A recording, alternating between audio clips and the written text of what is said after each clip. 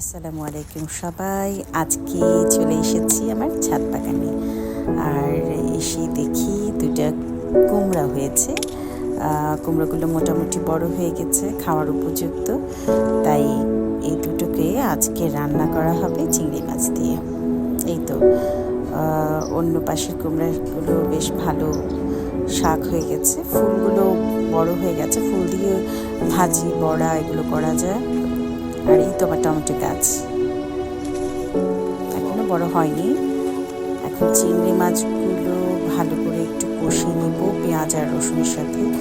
খুব বেশি কোনো মশলা দেব না, একদম যেহেতু টাটকা গাছ থেকে মাত্র পেরে নিয়ে আসছি, এর স্বাদটা অন্যরকম।